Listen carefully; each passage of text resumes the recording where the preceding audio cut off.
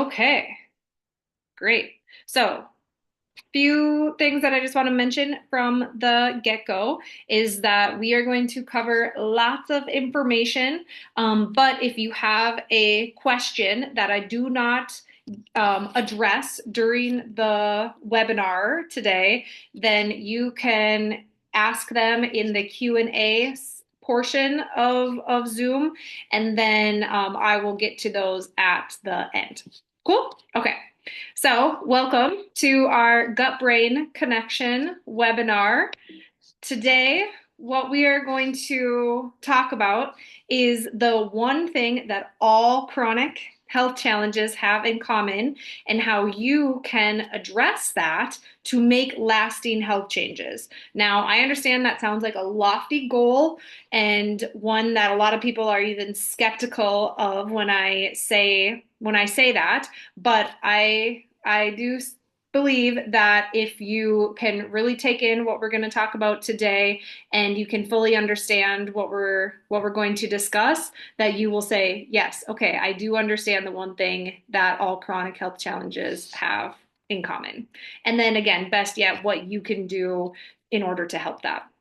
So, again, we're going to be going over a lot of valuable information, but I understand that we live in a world today where people are trying to do lots of different things at once. We are being pulled in lots of directions. Maybe you're on lunch at work. So, I would just, or at home and you have other people around. So, I would just like to invite you to, as best as possible, stay present with this information. That is where it's really going to make the most sense. And then again, be the most impactful for you. So closing down your email, your social media, not being on your phone at the same time, not watching Netflix right now, I think will be really valuable to you. So I just like to kind of give that little PSA right now. And then if you watch until the end, we will be sharing a big discount with how you can work with us directly. So if throughout the webinar today, you're like, oh, okay, I want to talk to her about this or this or this, then watch till the end, and then we will talk about how you can work with us directly. And again, we give a discount to those who watch the whole thing. So I like to start off with a few case studies because actually, as humans, we learn the best through story. So throughout this webinar, you will notice that we share lots of case studies and stories because that's best how you will integrate this information. So this is Sarah. When we first met Sarah and started working with her, she was struggling with terrible IBS, so bad to the point where she could not even make it through the day. She actually had to withdraw from college and move back home because it was pretty debilitating. She had really high anxiety. She wasn't sleeping. Her menstrual cycle was really disorganized. And so it was really impacting her day-to-day quality of life.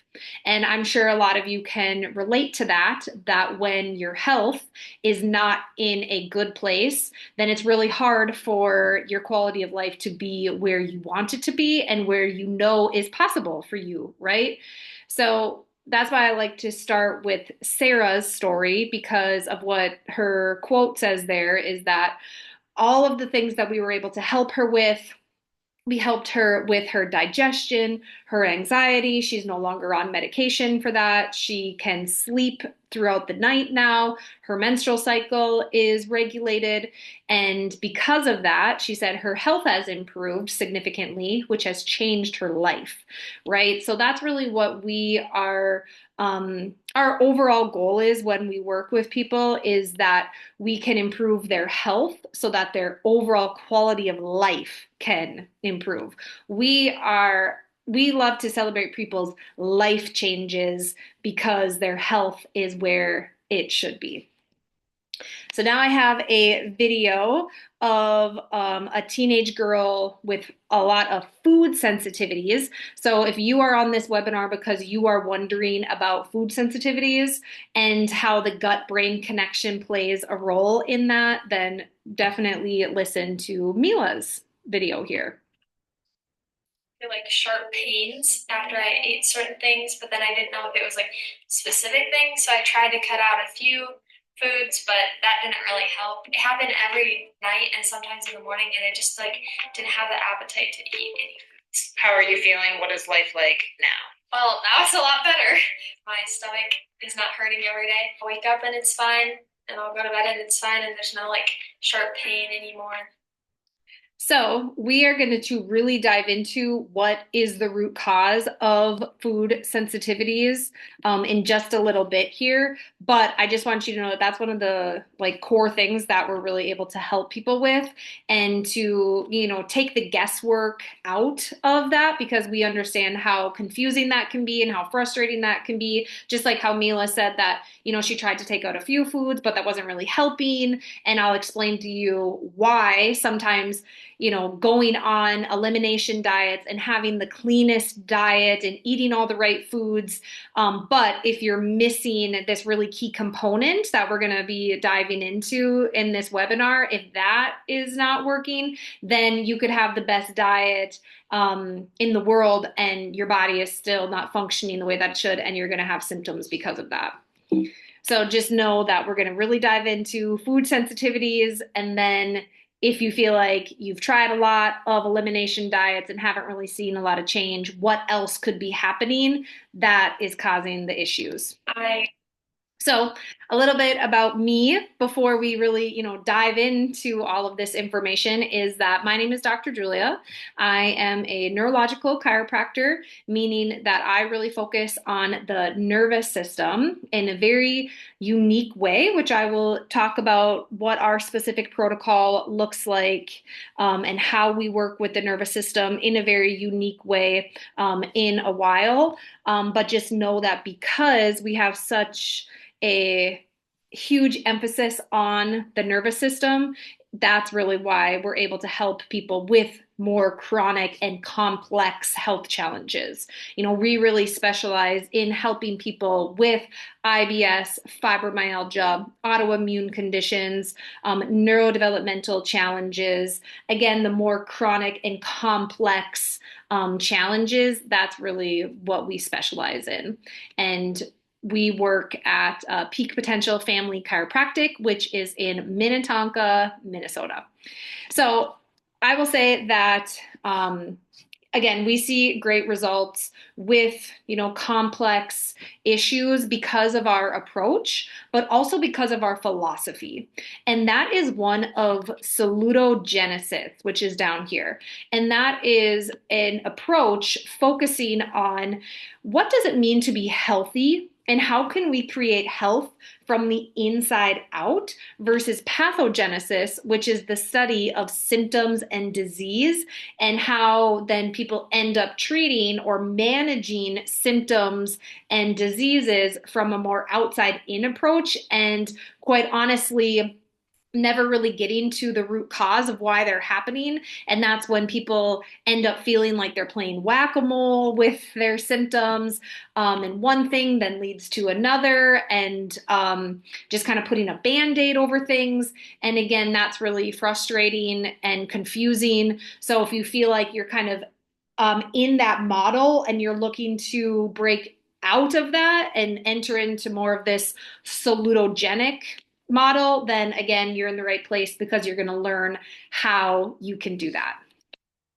So today, what's really going to be covered in this webinar is what is the one thing that all chronic and complex health challenges have in common, what causes the one thing, and then best yet, how can you help this one thing? So without further ado, let's jump into what is this one thing. So to really dive into this, I have a question for you to think about. And I actually typically teach this webinar in a live workshop format. And so I usually ask my live audience this question, but I will just, for time purposes, share with you what people typically say to me and what you probably are thinking in your head right now. So the ingredients of health, diet, nutrient dense foods, movement, exercise, walking, breath, right? Being able to actually take a deep breath, sleep, making sure that you can fall asleep and stay asleep and wake up feeling refreshed, drinking good, clean water, having healthy social interactions and having relationships, being in a safe environment, having enjoyment and fun and hobbies, right? So I don't think that I just said anything that sunlight, right? Fresh air, being outside in nature. I don't think I just said anything that nobody has heard of or they didn't already know, right? And that is because I think at a fundamental level, especially with today, the amount of information that is available at our fingertips. Like right now, you may be watching this, on your phone or your computer, but again, you are accessing this information pretty easily, and you could access so much information regarding your health with just, the tap of a few clicks on your phone, right? So I don't think that we don't necessarily know what the ingredients for health are, but there is either something missing from this list that we're not actually aware of or taught, or there is something that's not allowing for the other healthy things that you already know about or that you maybe are already doing to actually integrate and be absorbed into your body so that you actually reap the benefits from it. So I have a video that highlights that issue right there. Yeah, if I can get my video to play. Here we go. This is an awareness test. How many passes does the team in white make? Go!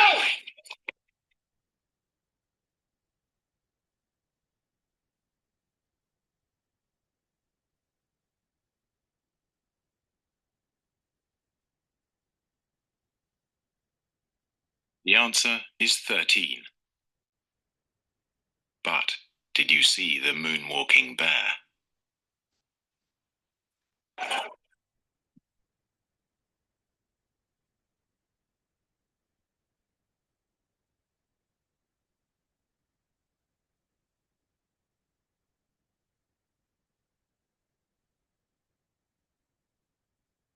So he was there in the middle. But again, what that says at the end is kind of the key to all of this is that it's easy to miss something that you're not looking for. And so that is now what we're going to talk about now for the rest of our time together today is what is the moonwalking bear? What is the thing that we are not looking for when it comes to your health? And that is the vagus nerve. Okay. So you guys all signed up for this webinar because you wanted to learn more about the gut brain connection. And I think that's awesome. But a lot of times then people don't actually know what is the gut brain connection. What does that actually mean? This is what it is. So the gut brain connection is the vagus nerve. And that is the one thing that all chronic health challenges have in common, which I'll explain in just a moment here. But again, it is the moonwalking bear that we're not looking for, that we're not assessing, that we're not focusing on. And because of that, that's why all of the other healthy things that you may or may not be doing are not actually giving you the benefits that you're looking for. So why are we not talking about the moonwalking bear? Why are we missing that? And that is now highlighted in this video. So I invite you to watch this again. White make. Go! And that is because we are focusing on the symptoms and the diagnoses of the chronic health challenges that again we're missing the moonwalking bear, the vagus nerve that ties all of those things together and is really the underlying issue to the symptoms and challenges that you or a loved one are facing.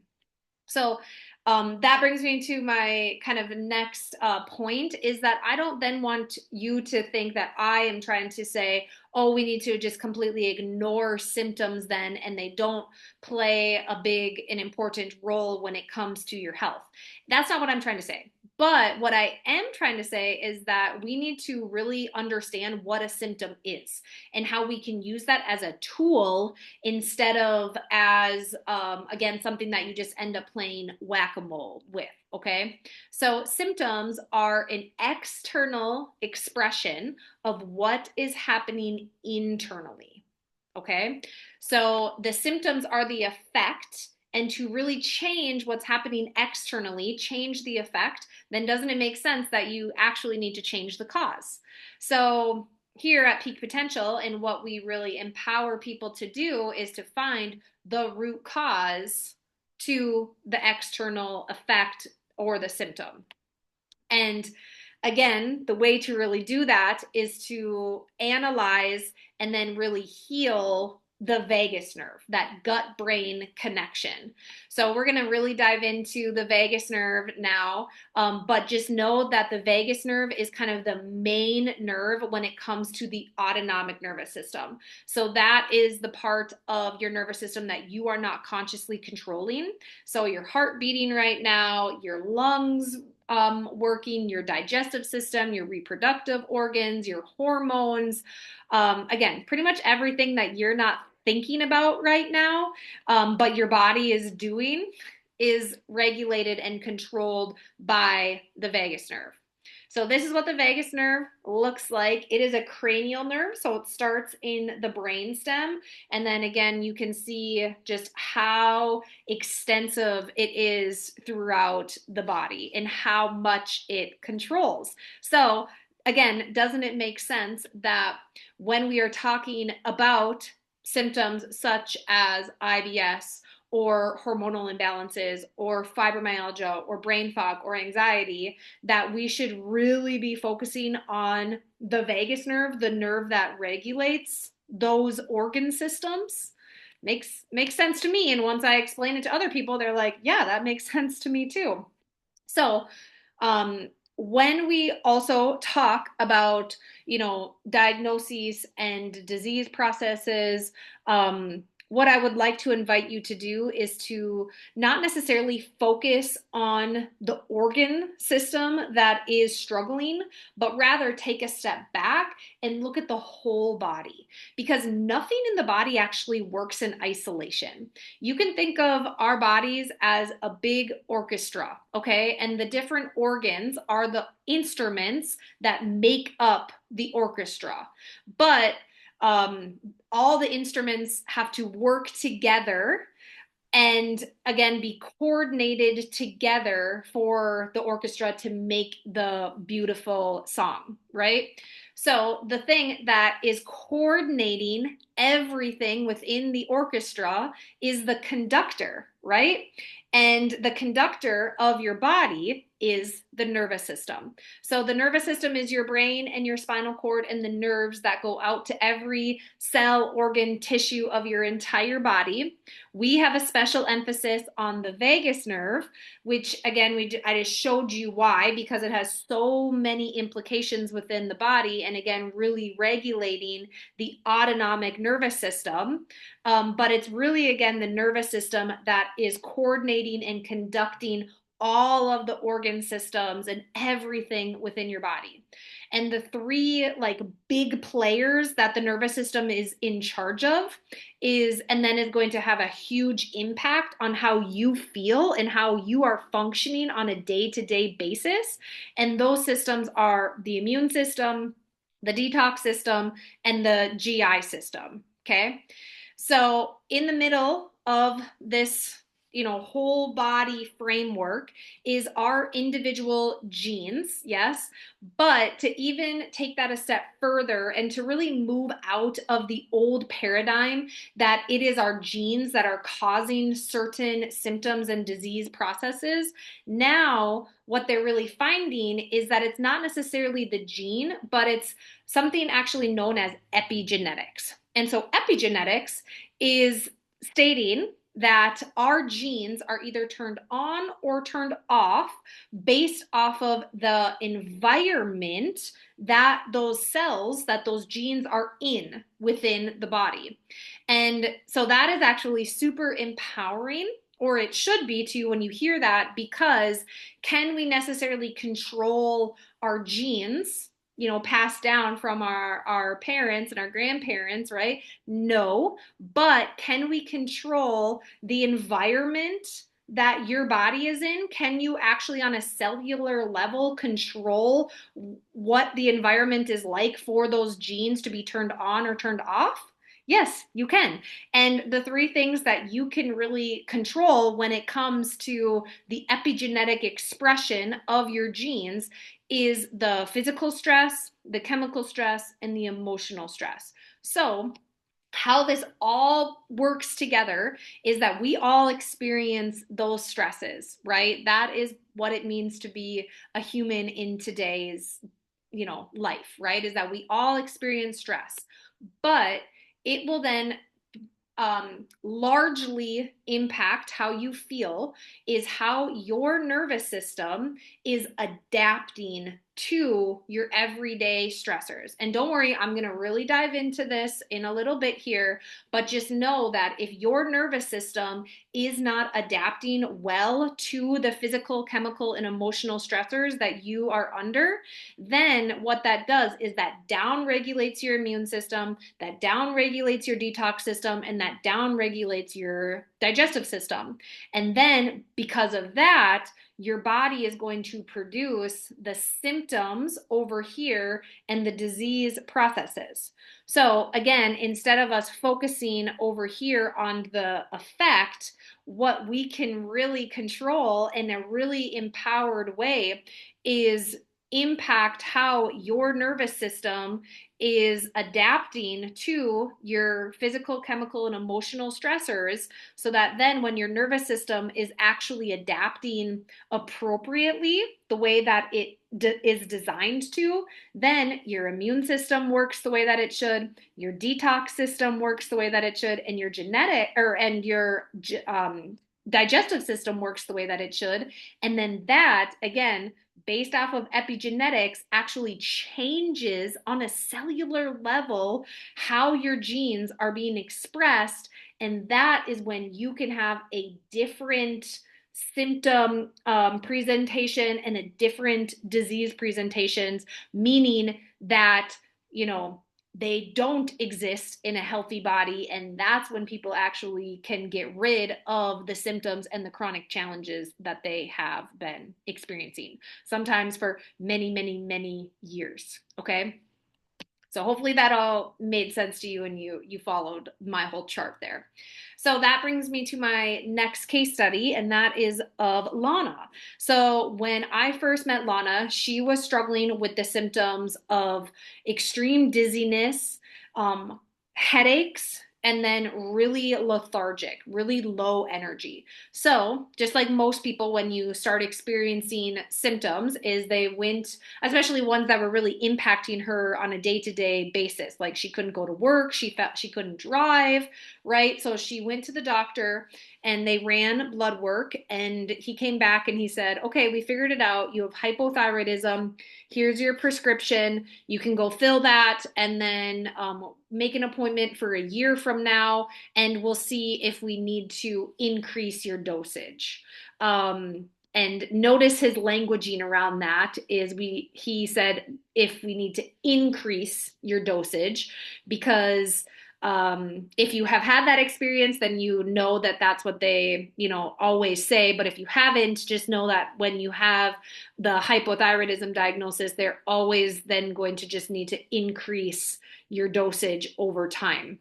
And she was kind of taken aback by all of that. And she was like, whoa, I've never been on a medication before. I didn't even know that, something was wrong with my thyroid. And now you're telling me that I'm going to need to be on this medication for the rest of my life, and that we're just going to need to keep increasing the dosage. She's like, is there anything else that we can try first? Anything more holistic? And yeah, just like, what else can we try first, basically? And he was like, I don't know. I'm sure that there's some other things that you could research, but this is our recommendations for you. And she didn't really like that.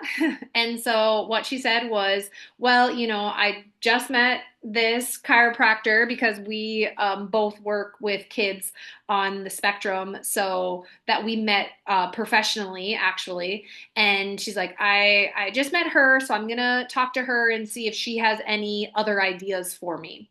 And so that's exactly what she did. And I said, Lana, I don't specifically treat hypothyroidism, which I'll get into in just a moment. But again, what I do is we figure out, why is your thyroid not working in the first place?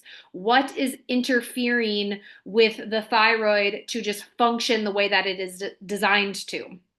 And I said, if we can figure out that and really get to the root cause of that issue and provide your body with what it needs, then from, again, what I know from my experience and also just what I have, learned through all my years of school, is that then the body should be able to heal and function the way that it is designed to, and you should see improvement in all of those issues. And she's like, all right, great. I like what you're saying a lot better. And so she said, okay, I'm going to do her protocol for 6 months. And she told this to her doctor, and she said, I'm going to do this other protocol for 6 months, allow my body to heal. And then if nothing has changed in 6 months, then I will go on the medication and just kind of like accept that that's what I need to do. And so that's exactly what she did. And as you can see, her dizziness went away right away. Her headaches decreased over time. Her energy improved over time. And so at the end of the 6 months, she was like, wow, yeah, I'm feeling a lot better, but I still want to go get my blood work done again and see what's going on with my thyroid, on a functional standpoint. And I was like, great, that's what we care about too. So she did that, and the doctor came back, and as you can see, what it says here is that he said, you don't technically have hypothyroidism anymore. And he said, I don't normally get to say this, but yeah, keep doing what you're doing. You don't technically qualify for hypothyroidism anymore. And she was like, amazing. So again, though, I like to really bring her up because I get a lot of questions of, I have fibromyalgia. Can you treat fibromyalgia? My son has ADHD. Can you treat ADHD? And again, you can insert any label or diagnosis into the blank there, right? And I always say, okay, I am not specifically treating her hypothyroidism issue. I do not specifically treat ADHD. We do not specifically treat fibromyalgia, IBS, again, all of those labels. But what we do is we look at the person as a whole person. We figure out specifically what's happening within their nervous system, which then is causing lots of chaos within the immune system, the detox system, and the digestive system, which then is ultimately causing the diseases and the symptoms, which then is getting that label. So I just want to really highlight that when we can actually move past that and work over here, that's when we actually get true change, and then people's diagnoses can fall by the wayside because of that, which is really amazing, and we love celebrating that with people. So now let's dive into the actual like science and what is the gut brain connection, so that when you understand this, then you can make better and informed decisions for yourself when it comes to your health and the route that you want to take. Okay, so the brain, you can think of the brain as a master computer system. What it does is it processes sensory information coming from the body, and then processes that and then sends messages back down to the body. It is really responsible for something called adaptation. And that is really the key to understand, is that our brain is always adapting to, again, the stimulus that it is getting from the body. And if it is not adapting appropriately the way that it should be, that is when we're going to start getting the miscommunication happening between the brain and the body, and then the body's going to produce symptoms because of that. So just know that the brain is, again, really responsible for the adaptation and responding to the signals that are coming from the body. We're going to dive into specifically how the vagus nerve plays into that in a moment, but just know that that is really the primary purpose and job of our brain. Now, the gut is where we start to really get into this kind of like these like cool like nitty gritty where you're like, wow, yeah, that makes a lot of sense. And a lot of times people don't know these facts. Okay, so that's why I love sharing them with people. So some really amazing facts that you need to understand about your gut is that, yes, no, it's not just the place where we eat food and then we have, we excrete it. It's like, no, it is so much more complex. And actually, the gut is called our second brain. And this is why. So, our gut contains 100 trillion bacteria of 500 to 1,000 different species. Now, I have a video highlighting that in a moment here, but just know that that's a lot of bacteria, and that is really important when it comes to your overall health. And you'll understand why in just a moment. So just know that the bacteria of your gut is really important. Now, this next stat is why we can have such a huge impact on mental health challenges such as anxiety, depression, OCD. Those three main things by really impacting the gut. And that is because 90% of our body's serotonin, which is our happy hormone, the thing that makes us happy, is actually made in the gut. So, again, when we are focusing on things like anxiety and depression, do you think that it is wise to just completely ignore what's happening within the gut? I think not, right? When 90% of the hormone and the chemical that is responsible for us feeling happy is produced in the gut, why would we not actually focus there first? Makes sense to me, right? And then 70% of our immune cells is also in our digestive system. So when it comes to how often you get sick, how you recover from being sick, autoimmune conditions, which we'll dive into in just a moment here, again, really important to dive into what's happening within your gut because 70% of your immune system is in your gut. So what now kind of pulling this all in, and I'm going to start introducing some new concepts here, is that I think that we can agree that we have a pretty stressful environment, right? We are all under a lot of physical stress and chemical stress and emotional stress. Yes. And I think that we can agree that it is higher today than it was even 5 years ago, 10 years ago, 20 years ago, right? I think that we can agree on that. So what that stress does to us is that it actually depletes that healthy gut bacteria. So it depletes our microbiome. So when you see the word microbiome, I want you to think gut bacteria, okay? And so when the microbiome, when the gut bacteria is depleted due to an increase of stress, then what forms is something called leaky gut. So leaky gut is honestly exactly what it sounds like, is that there are little holes that start forming within the digestive system. And then what happens is we consume food, right? We eat, and instead of our body just breaking down the food and then the nutrients getting into our blood and our body just absorbing those, is that larger particles get into our bloodstream, and then our immune system says, hey, you're not supposed to be there, and it triggers an immune response. Okay. And then we consume food again, and same thing happens. Our body breaks it down, but larger particles get into our blood from these little holes caused by a depletion of the microbiome. And our immune system says, again, you're not supposed to be there. And so it triggers another immune response. And then that happens just over and over and over again. And that is really what is behind food sensitivities. Because here's the thing about the immune system. Two things that you really need to understand about the immune system. One is that it is super intelligent. Its job is to remember things that make you sick in the past so that then if you experience that same exposure, that it can trigger an immune system response faster so that then you can move through it as quickly as possible. Okay, that is actually a healthy adaptation and response of our body's innate intelligence and immune system within our body.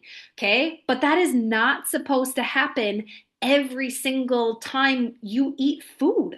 Okay, the other thing that you're supposed to really I would love for you to understand about the immune system is that it is supposed to be on and then off. Okay, on and off. It's supposed to be like a light switch. But what happens is that when, again, this leaky gut situation is happening and the immune system is actually getting triggered multiple times a day, is that then the immune system is on all the time. Does that sound healthy to you? Does that sound like something that should be happening within your body? No. Is it an intelligent response to what the body thinks it needs to do?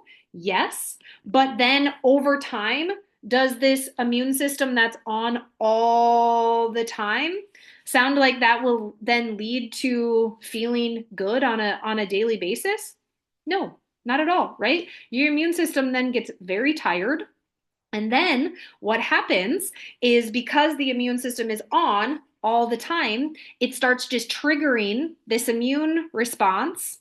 And then people get diagnosed with what's known as an autoimmune condition, right? That's exactly what I just described, is that the body actually starts attacking itself. And a lot of times, it's the thyroid or the pancreas or the liver or the gallbladder, right? It doesn't, again, really matter the organ system that the body starts attacking, but just the fact that it is doing that is the issue. And again, the reason why it's doing that is because of leaky gut happening and the immune system being on all the time. I hope that really made sense and that you're like, wow, yeah, I can see how one thing leads to another, which leads to another, which leads to another, right? So then to even add another layer into this is that when this happens over a course of time, is that then we get what is known as leaky brain. So leaky brain is kind of exactly then what that sounds like, is that then the blood-brain barrier, which is the protective layer of our brain. And again, when the brain is the house of the nervous system and is the conductor of the whole orchestra, don't you think that it's pretty important for that to be protected? Yes. But what happens is, again, when we have this chronic immune response, we can get holes within the blood-brain barrier, and then we have inflammation and an immune response happening in the brain. And then the body is going to produce a whole host of symptoms based off of that, which I will show you in a moment here. But here is this video that is highlighting the importance of that gut microbiome. So again, listen to this, because this will make sense and kind of blow your mind, I think.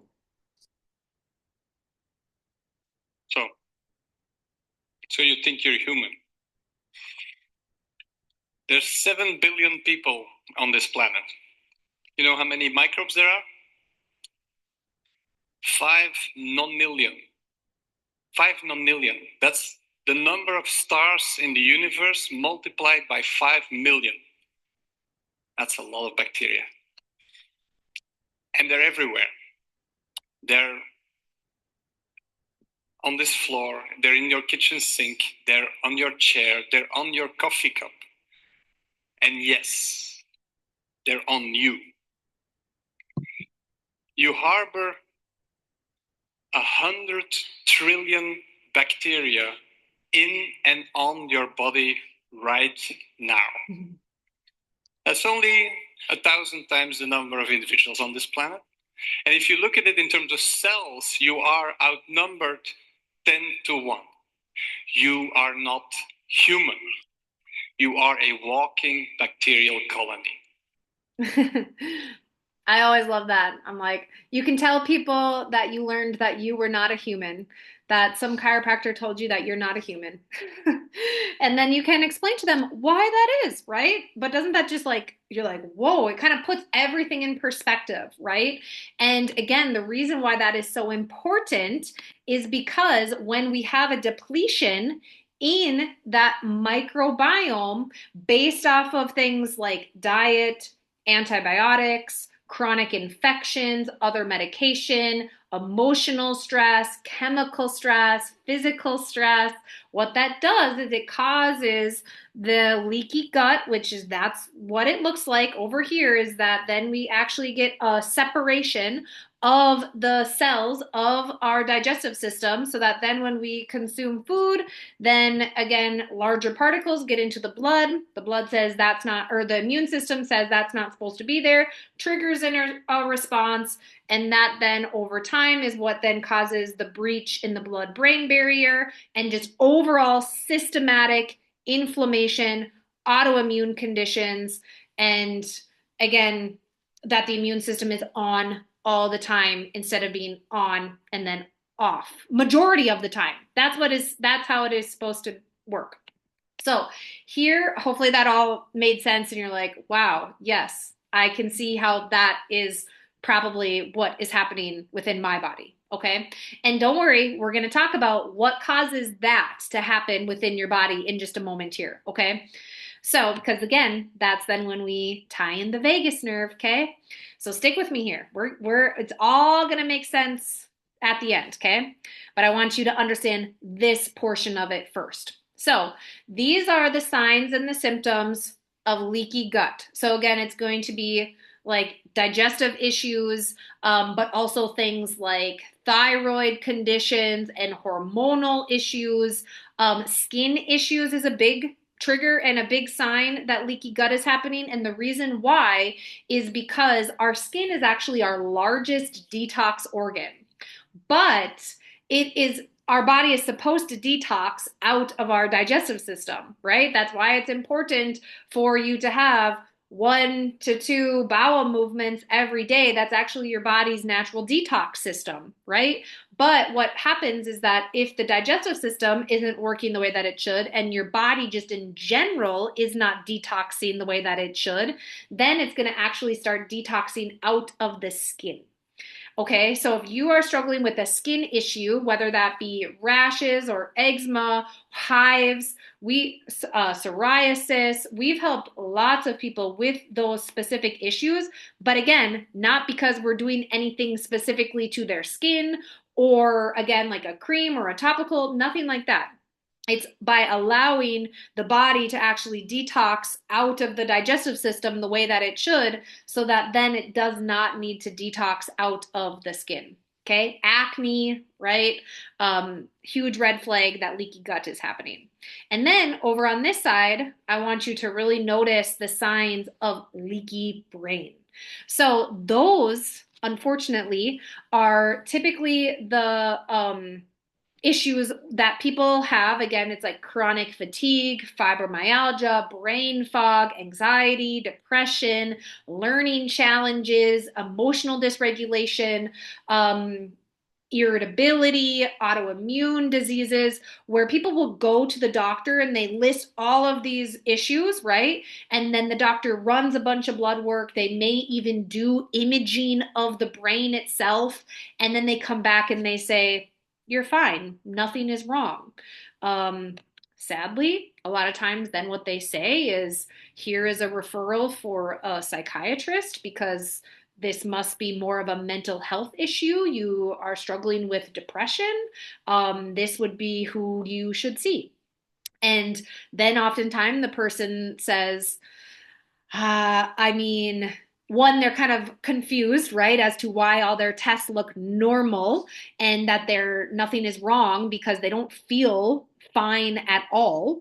And they say, yes, I mean, I am anxious and I am depressed, but that's not like the root cause. I want to figure out like what's causing those issues. And I'm depressed because I can't get out of bed with any sort of energy and I have all this brain fog. Like, of course, that's going to make somebody anxious and not feel very happy. So, but me going to the psychiatrist is not the answer, right? And then people again are left very frustrated and confused. So I just want to tell you that we've helped lots and lots of people with, I mean, leaky gut, yes, but also the leaky brain situation where they have felt very dismissed by other healthcare providers, unfortunately, and are told that they're fine when they know that they're not fine. And that's probably, again, due to the fact that leaky brain is happening and their doctor is one, doesn't even know about that, or two, it doesn't show up on those tests because what they're looking for on those tests is end stage pathology. Okay. They're looking for the big, bad, scary things like cancer and a tumor and MS. And again, like things that they can see on a scan like that. So when people say, oh, yeah, the doctor told me I'm fine, it's like, yes, you want to celebrate that because you don't have, again, the end stage disease and pathology. But again, then that's left you in this like really gray area of, okay, well, I'm clearly not functioning the way that I should. What do I do from there? This is what you do from there, okay? Is you understand and take this information so that then you can actually heal leaky gut and leaky brain. And that again is when the symptoms in the middle here fall by the wayside, okay? And don't worry, we are going to talk about how you can actually heal leaky gut and leaky brain. So I just want to now kind of dive into this story because so oftentimes we work with lots of teens and adolescents and kids that are really struggling with leaky brain. And what that shows up as is mood disorders, learning challenges, neurodevelopmental challenges, emotional dysregulation, okay, and behavioral outbursts, and really like leaving parents and the family just at their wits' end, quite honestly. And that's exactly what was happening with Anna, is that when we first started working with her, she was really struggling socially, emotionally, academically, so bad to the point where Carol didn't even think that Anna was going to graduate high school. They couldn't go to family functions. They felt like they were just walking on eggshells around her just because Anna was just so irritable, just like, again, really just not a nice, like kind person to be around, was always fighting with her parents and her sister, okay? But again, and that had been happening since she was 5, 6 years old. And in this picture, she's 16. Okay, so this is 10 years of this happening.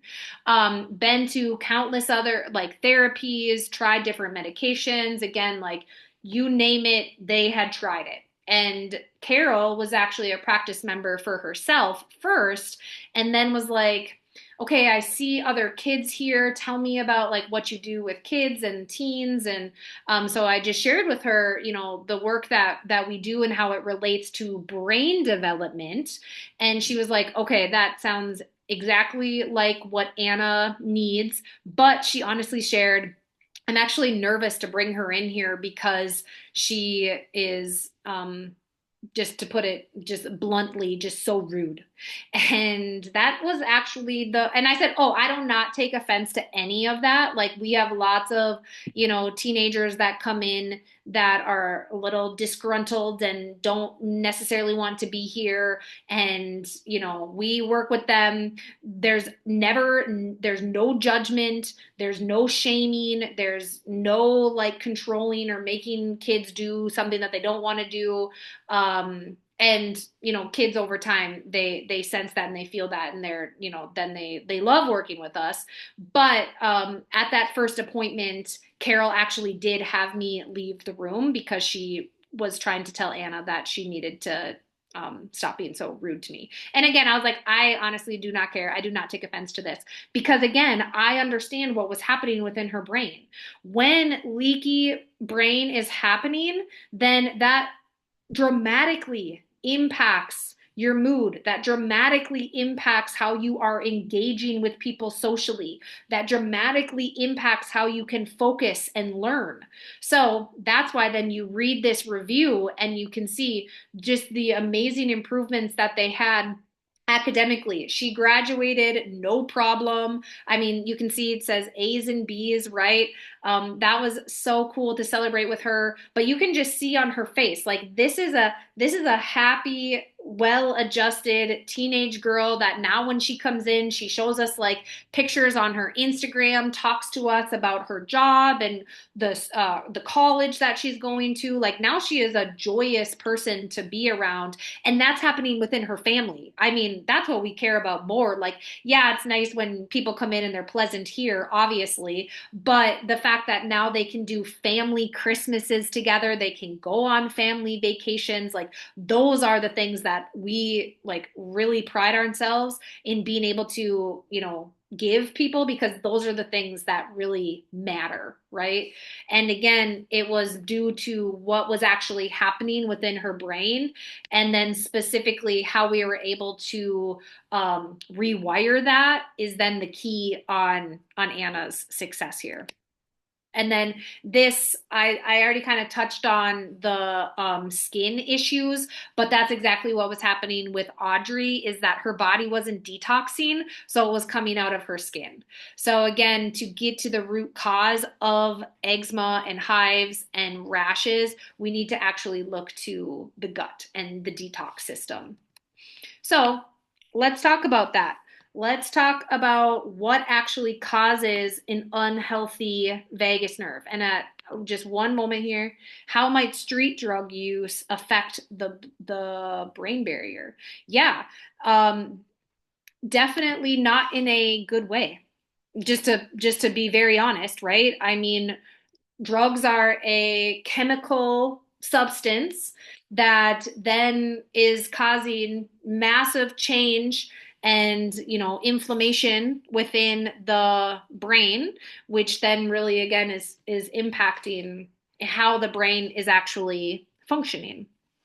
So let's kind of dive into again what is causing the breach of the blood-brain barrier, and ultimately what's causing an unhealthy vagus nerve, because again, that is the gut-brain connection. So let's dive into this, okay? Because once you understand this, again, it's all gonna start really making sense. So to do that, I have a song, and I want you to listen to this, but also I want you to just really listen to what he is saying. What is he describing is the question that I ask people to look for. Yo. His palms are sweaty, knees weak, arms are heavy. There's vomit on his sweater already. Mom's spaghetti, he's nervous, but on the surface he looks calm and ready to drop bombs. But he keeps on forgetting what he wrote down. The whole crowd goes so loud, he opens his mouth, but the words won't come out. He's choking how? Everybody's choking now. The clock's run out, time's up, over. Okay, so if you're like me, you know that whole song. I could rap it for you right now. I will spare you that. But what was he just describing? I mean, just to like break it down on what he was saying. His knees were weak. His arms were heavy. He had vomited. He was very nervous. He couldn't think. He couldn't talk. He was frozen, right? So what did he just describe? And when I do this in my live workshops, people will say, a panic attack and anxiety. And I say, yep, exactly. But again, those are the external descriptions. So let's actually talk about what's happening internally that then is getting labeled as anxiety and a panic attack. Okay? So that is this right here.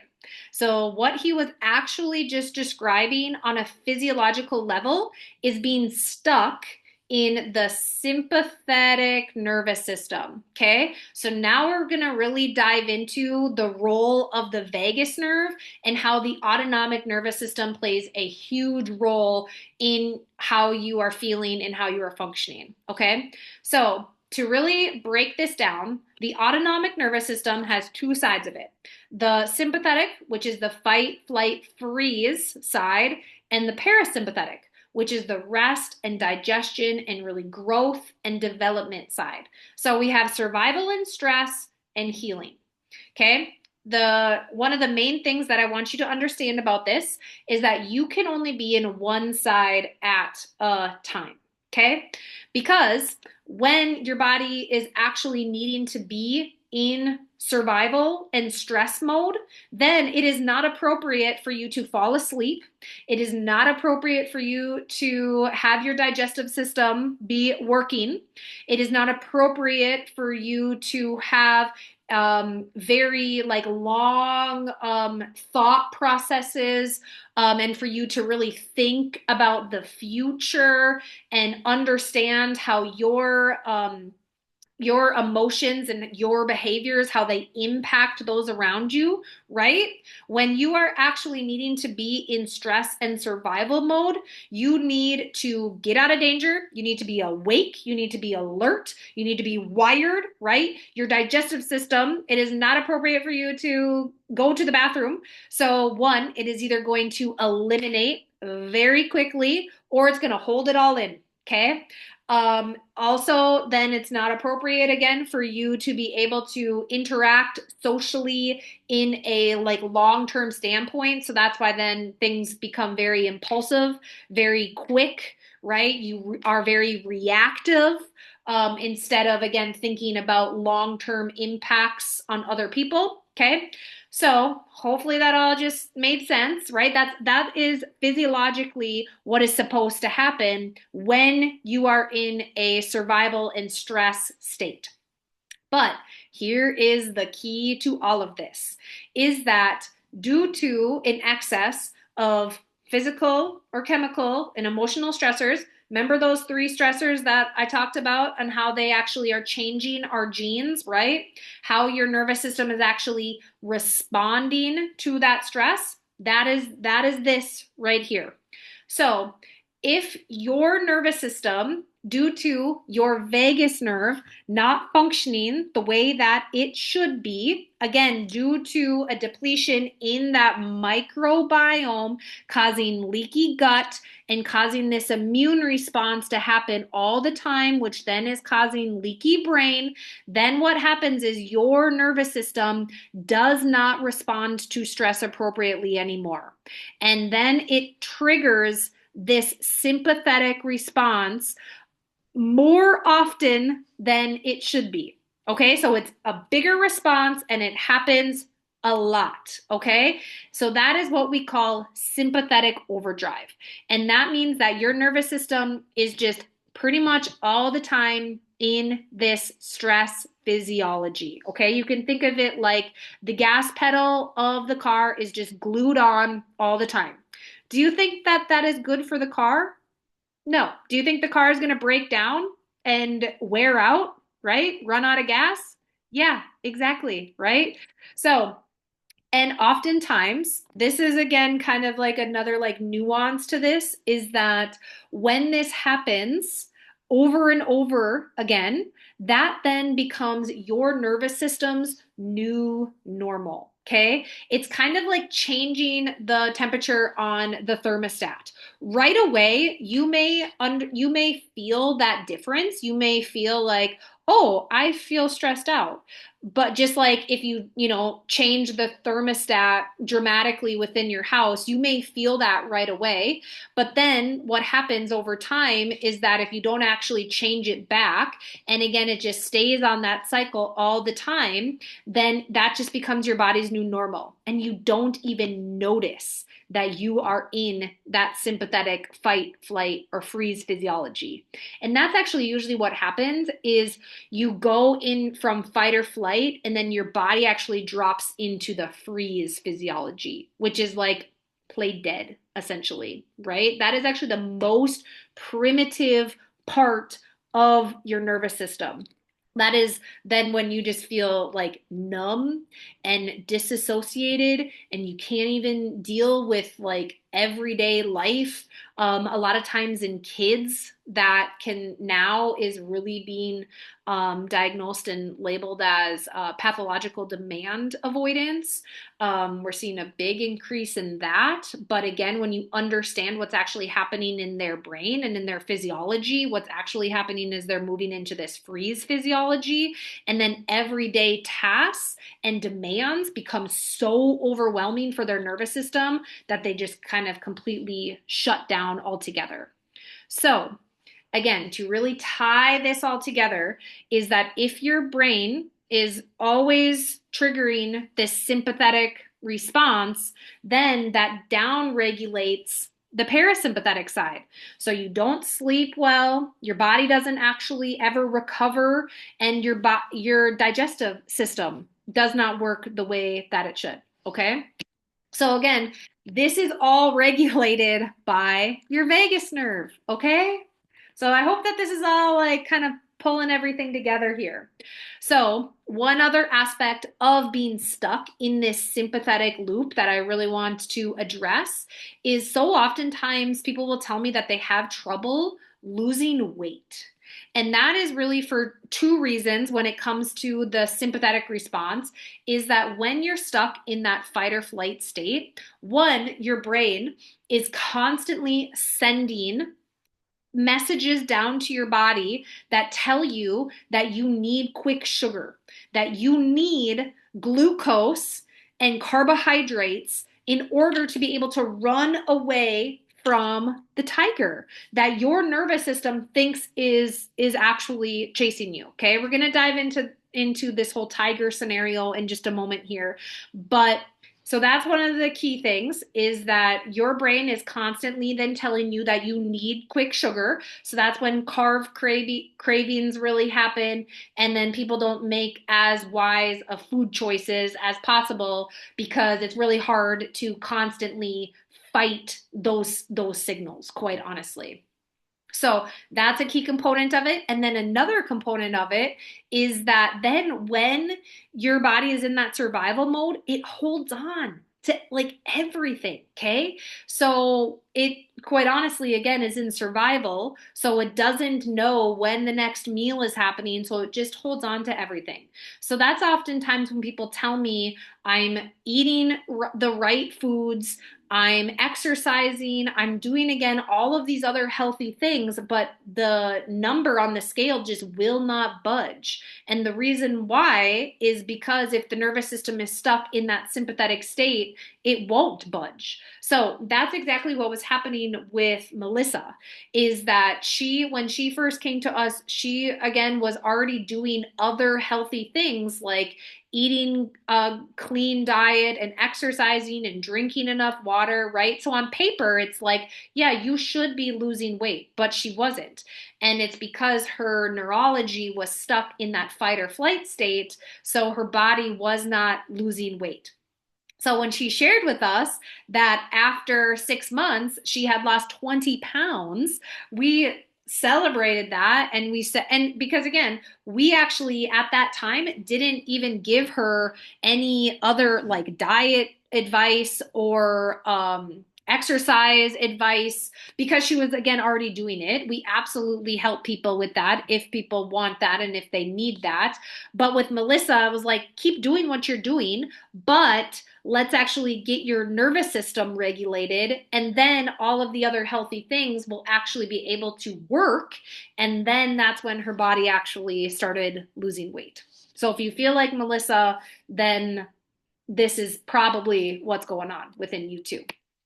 So when I talked about that, those signals coming from the brain, always saying, I need quick sugar because I think a tiger is chasing me. So another important kind of like fact or tidbit to know about the autonomic nervous system is that this is our lizard brain. This is our caveman, most primitive part of the brain. So that's why I keep pointing down here, because that's our brain stem. That was the first thing that developed within the brain. So when I say that a tiger chasing us is what your brain is thinking is happening, that is literally what it is thinking is happening, because that is what was happening when this part of the brain was being developed. So today, and that again is the physical threat that is chasing us, right? Okay.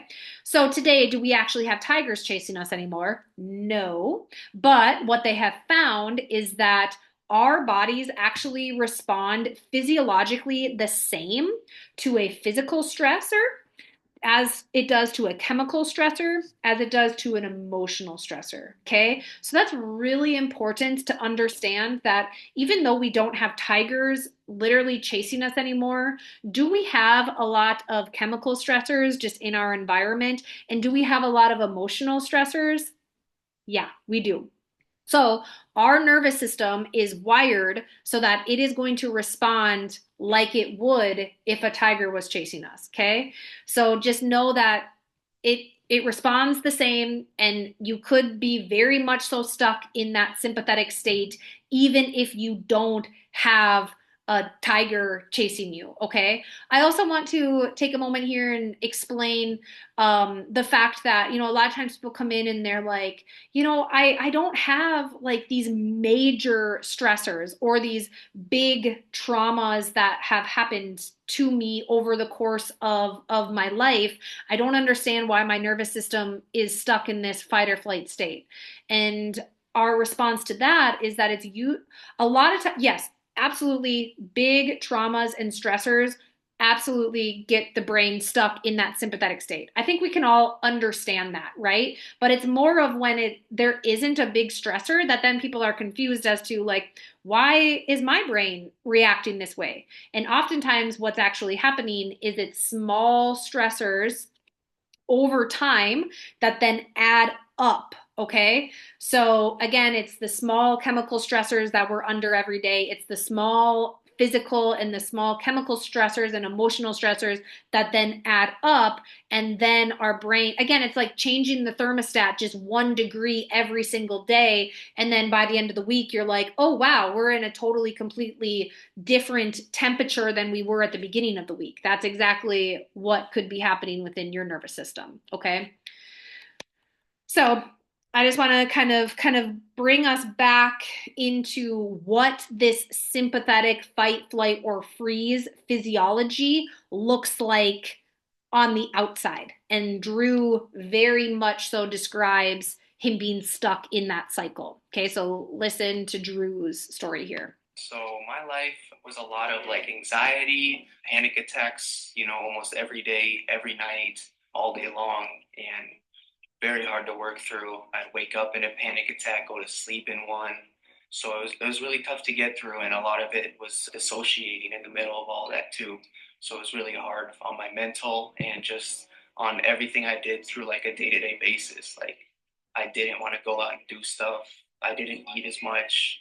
I didn't, socialize because my anxiety was so strong. What are you feeling now? Now total opposite. Like now, me and my friends, me and my girlfriend, we go out and do stuff all the time, like just for fun. And that's something that like I would have been scared to do before, because I'd be worried I'd go in a panic attack or get overstimulated.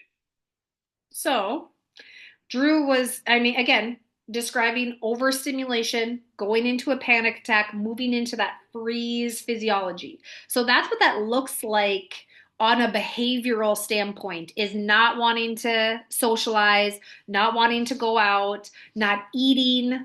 Often, like he didn't talk about it, but his sleep was really dysregulated. So that's what that looks like externally. But again, internally, what was happening was that he was stuck in that sympathetic fight, flight, freeze physiology.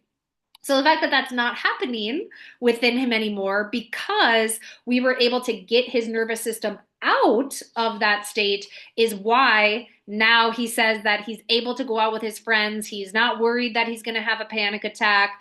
Again, he's able to do the things that he should just do on a day-to-day basis, right? He's actually enjoying his life now, which is the main point of all of this. So now I want to talk about, again, diving in more into the vagus nerve and the gut-brain connection and the impact that that has on this sympathetic fight, flight, freeze physiology, which then again gets labeled and diagnosed as anxiety and depression, okay? So this is kind of one of my favorite studies, and the reason why is because what they did is they looked at lab mice, and they categorized them as being like happy and healthy or characteristics of depression. And they did that based off of their eating habits and their sleeping habits and how they were interacting with the little mice. And so what they did is they took the depressed mice and they started giving them a probiotic. And a probiotic is a supplement that then increases the gut microbiome. So again, that bacteria, which then is so important, especially when it comes to leaky gut and then ultimately leaky brain, again, that gut-brain connection, right? Okay, so you're following me? Yes. And the fact that 90% of serotonin is produced in the gut. What do we think happened when they started giving these mice that were categorized as being depressed the probiotic that feeds that gut bacteria? You guessed it, they got happier, they were sleeping better, they were eating appropriately, they were interacting with each other appropriately. And why do you think that is? Because of what I just described, right? Is that their serotonin then actually got regulated, and that gut-brain connection was actually, they were getting the good signals up to their brain from this probiotic. So they said, amazing. We just solved, because I'm not sure if you know this, but depression is actually the #1 cause of disability worldwide. So do you think that we could have a huge impact on society at large if we can help with depression? Yeah, I think so, right? I think you would probably agree. So what they said was, we just solved like a worldwide problem. Everybody needs to be on a probiotic. But not so fast, and that's why this is my kind of favorite study here, is that then what they did is they severed the vagus nerve. Sadly, right? Feel bad for those mice.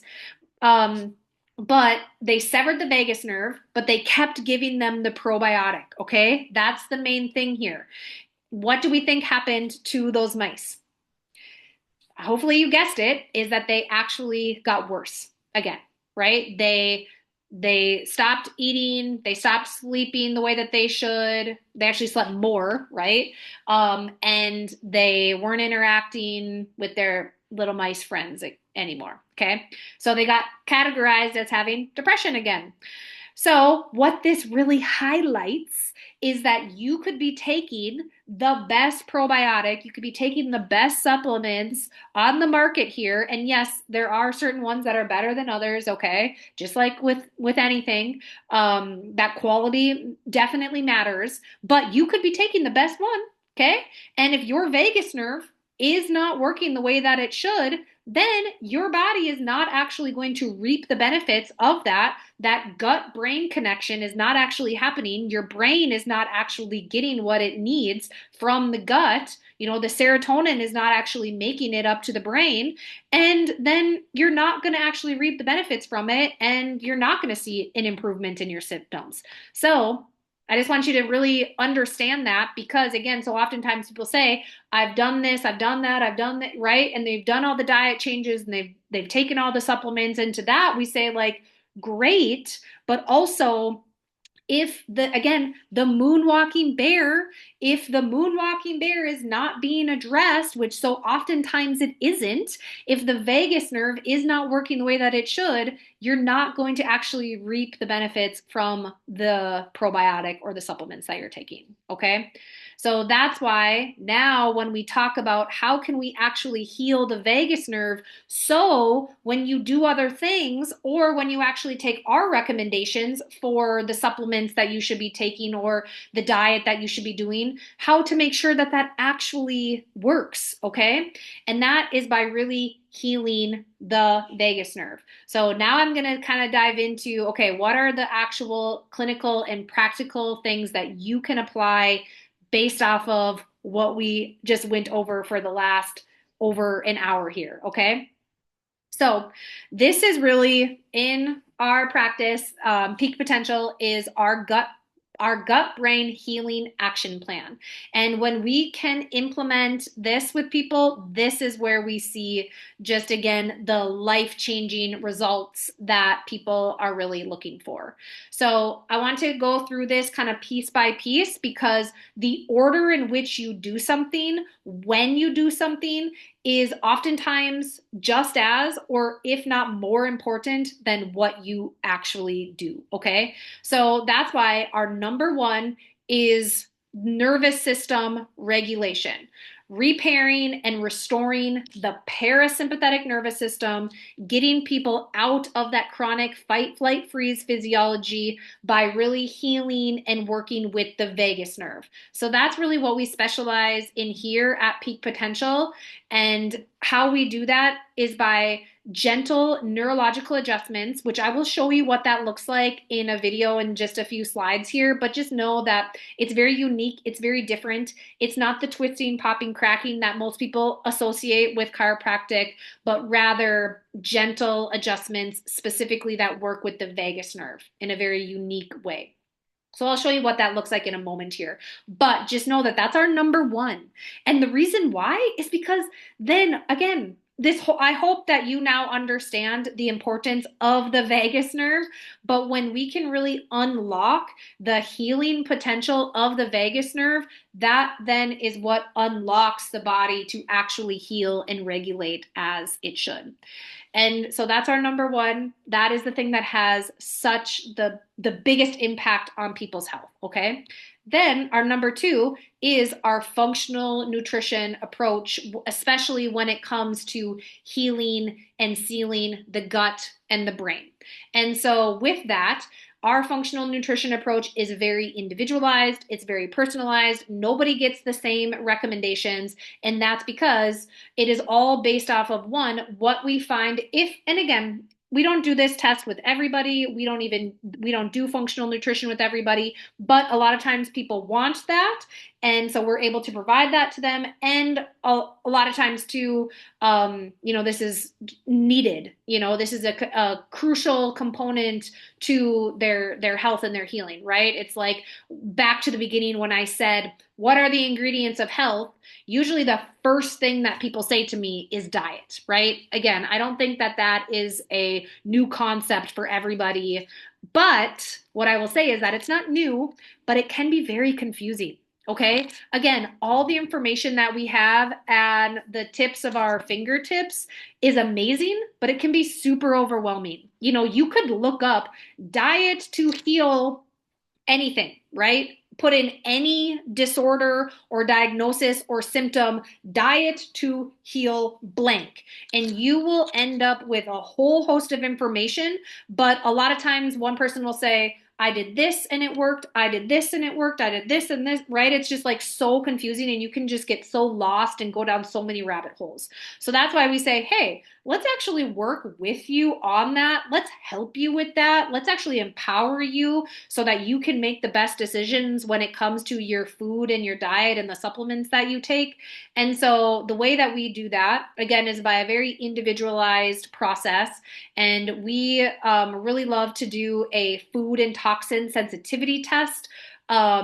If people are interested in that, we'll talk about what that specifically looks like. But that really tells us, okay, where are the gaps within your diet? What are the foods that we need to take out? What are the foods that we need to add in? And then again, based off of that, plus all of the other clinical information that you provide us, then we put together an individualized, nutrition and supplement plan for you.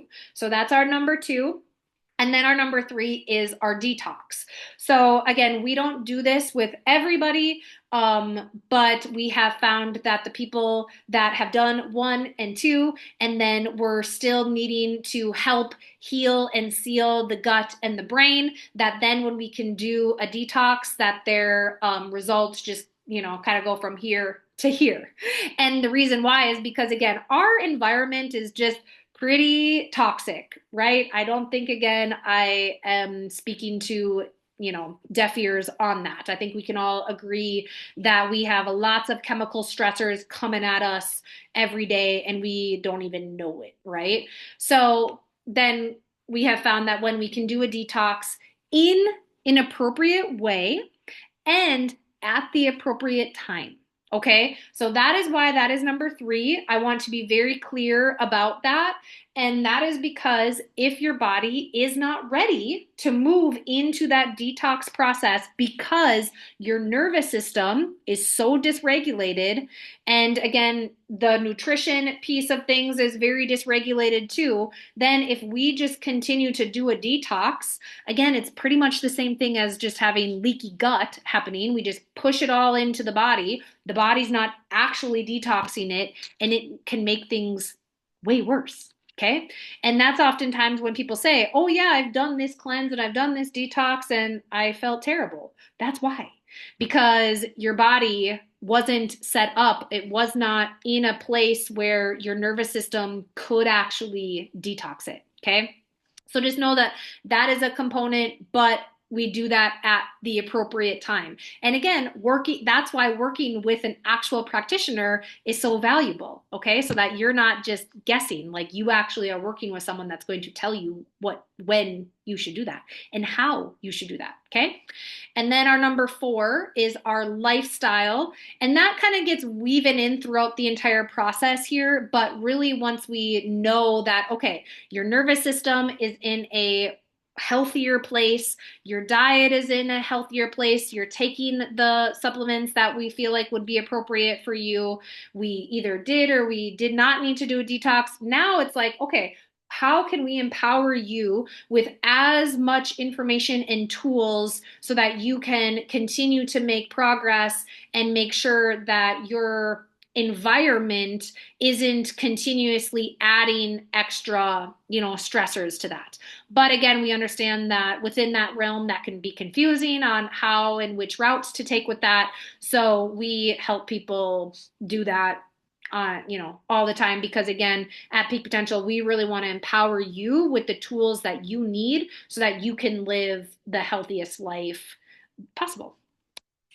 So here are, and I'll talk about specifically like what that would look like if you want to specifically work with us and do this whole protocol with us. I will say again, in the middle here, we have time.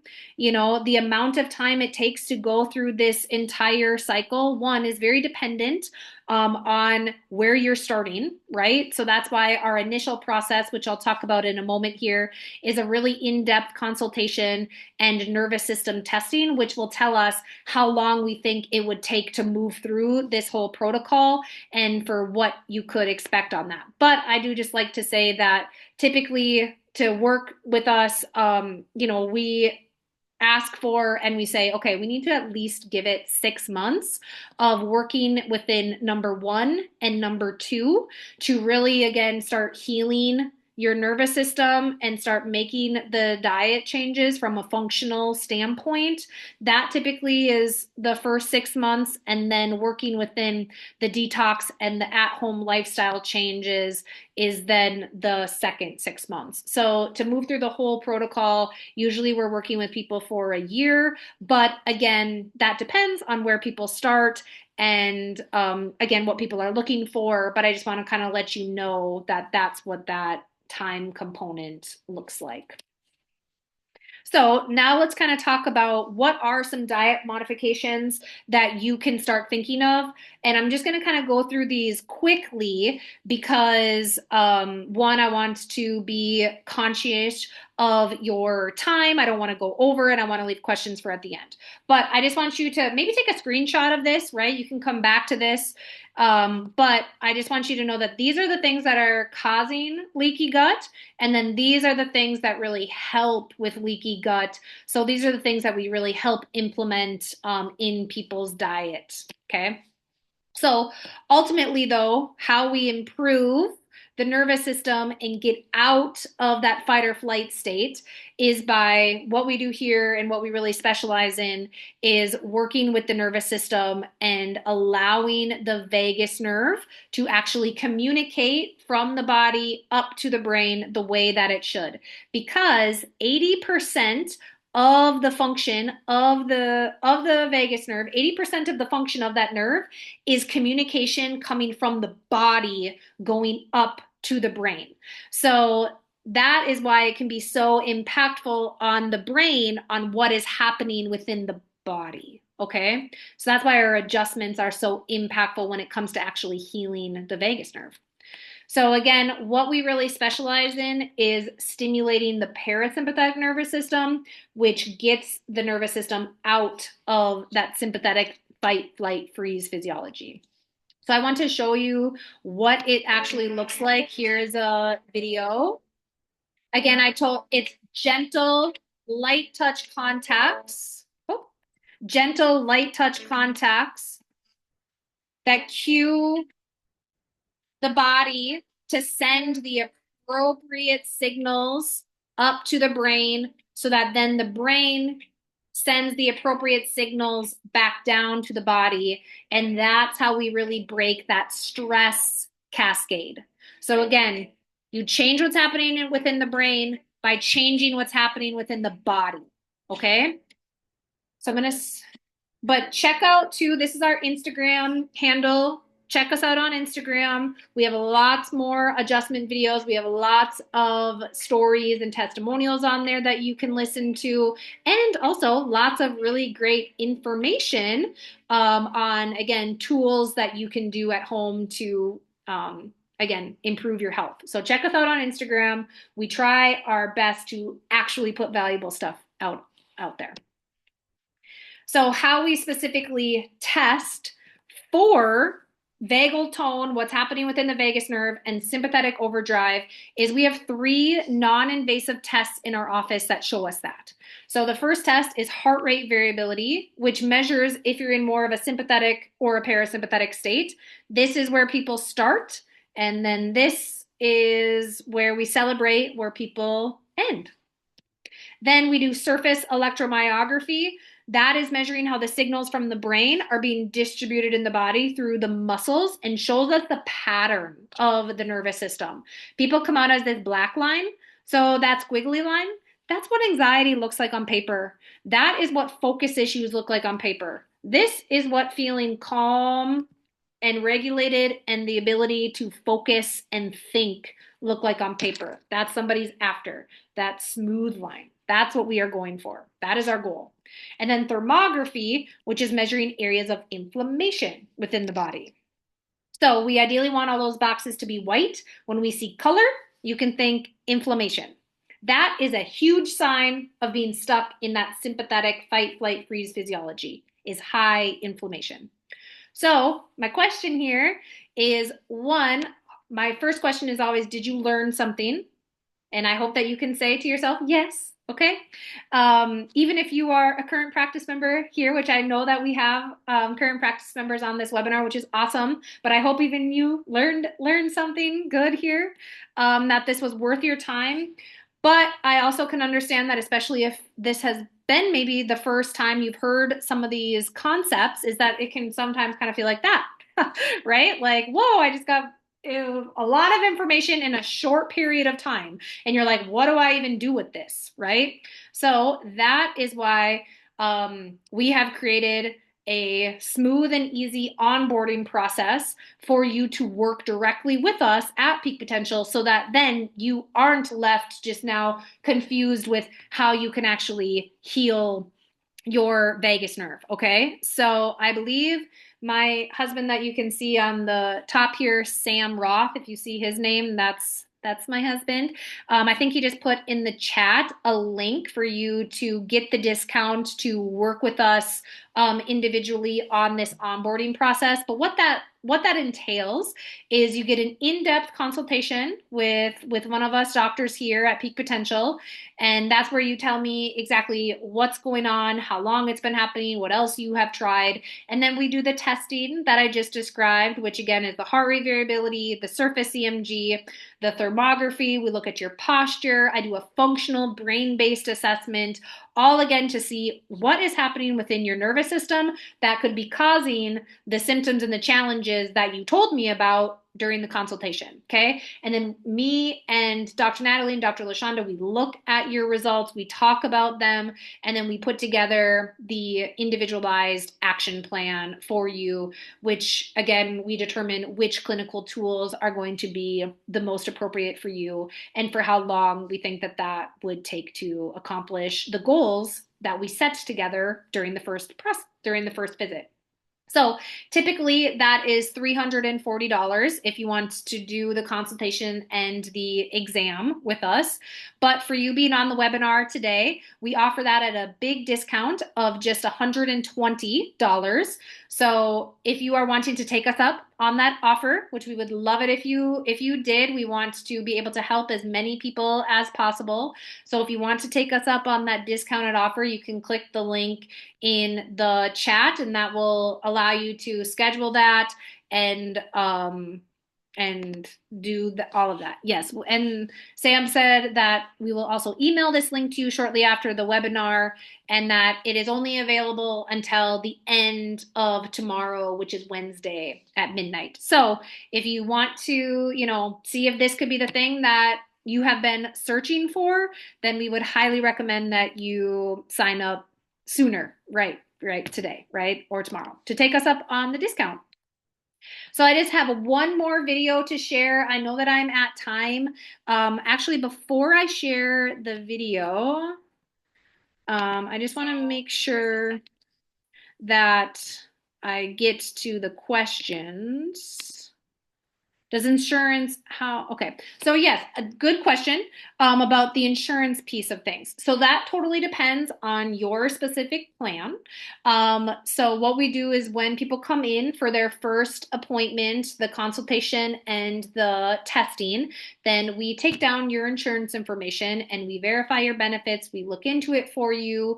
And then when you come back for the second appointment, in which we go over everything and we talk about what that plan would be for you, that is where we discuss what your insurance could or does not cover.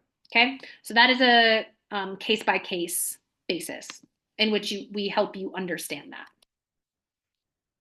So I just want to share one last story here, because I think a lot of people can relate to Jason. Frantic. I lived in a world of tension in every facet: physical tension, emotional, spiritual tension, and muscle tightness. Just, the whole gamut. How long were you dealing with that? 36 years. Yeah. As far as I could tell. Yeah. I thought it was just normal to live like that. So you've been under care for 1 month here. So just 1 month of having this for 36 years. Tell us how you're feeling now. Like an absolute new man. The first time I got adjusted, I walked outside and I took a breath and I told my wife that it was the first breath I think I've ever taken. I am feeling better in every facet. That's amazing. It's crazy. Yeah, every time he comes in, he's like, I'm feeling better and better every time. I'm like, that's exactly what we want. Seriously, I didn't think I was, gosh, I don't want to say it, but I was almost at a time of desperation. Yeah. So this, for me, is, I can't say it any more true, a true lifesaver. Yeah. For real, so. Well, thank you. Oh my gosh, thank you. Yes. Okay, so I like to end with Jason because, again, we are really going for life changes. So when he says that it was a lifesaver for him, that's what we're going for. And also, I just really want to highlight a few things. That one, he said that he thought it was normal to live like that he thought that it was normal to be tense and anxious and irritable all the time. And again, I'm just here to say that that's not normal, even though that's really common. But what was happening is he was stuck in that fight or flight state, which that's why he couldn't breathe. That's why his shoulders were up here, why he was physically holding on to so much tension. So again, if you can relate to Jason and you feel like Jason and you want to know what it is like to live life not like that, then again, we would just highly recommend that you take us up on our offer to come into the office to see if this could be the thing to actually just change how you are experiencing life. Okay. So I'm going to look and see if we have any other questions, but this is our thank you page. Thank you so much for joining me today. Again, you can click the link in the chat, or it will also be emailed out to you. So be on the lookout for that in your email.